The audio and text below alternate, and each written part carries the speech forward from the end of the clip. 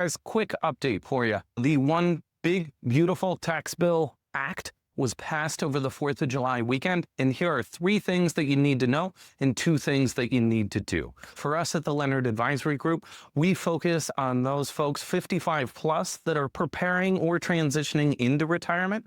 So these 3 things to know are really going to be focused on that demographic.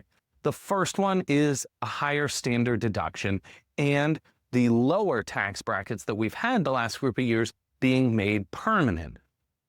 This is a relief for everyone, right? We'll pay a little bit less in taxes. The higher standard deduction, if you're a single filer, your standard deduction just increased by $1,150 for 2025.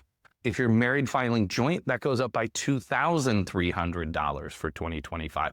So a little more space in that standard deduction before we have taxed income. Second off, if you're 65 years or older, anytime between now and 2028, you have the opportunity to take annually a $6,000 additional senior deduction. Now, this is income capped, so if you're single, if your income is above $75,000, you'll be in the phase out. If you're married filing joint, that upper limit is $150,000. While this doesn't eliminate the taxability of Social Security, you might have received an email applauding this new legislation.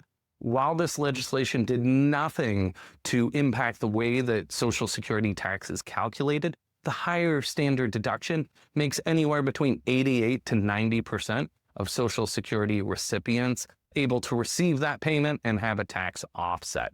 So if you're married, $12,000, assuming you're both over 65. If you're single, it's $6,000. But this, again, with the higher standard deduction, gives us more space to look for some tax opportunity or just pay less out of pocket. The third thing you need to know is starting next year, we have a $1,000 charitable deduction for above the line cash gifts. This is similar to the one that we saw during COVID, where we could give $150 or $300 to charity and we just write it in. It's above the line, which means we can still take the standard deduction. In the last few phases of tax reform, for many folks, we've lost the ability to itemize and deduct those charitable giving. So if you're giving to the church or maybe a local charity, make sure to keep documentation of that. If it's a cash charitable contribution in the year 2026 or later, we can take up to $1,000 off at the top of the line. If you're married filing joint, that'll be $2,000.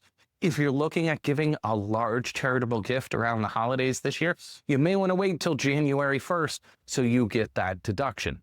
Here's 2 things for you to do. First off, update your tax plan. Your tax plan would have been built on the previous laws and rules, right? They're updated. Let's update that. And 2, capitalize on this window of opportunity. The senior deduction, which everyone's talking about, creates an opportunity in combination with our lower tax brackets that has never existed before. This window of opportunity will close in 2028. So let's make sure we're taking advantage of that. Along with this video, I'll include a link to schedule a 30-minute Zoom session to look through your tax map and see if there's new opportunities available to you with this tax reform. Look forward to talking with you soon.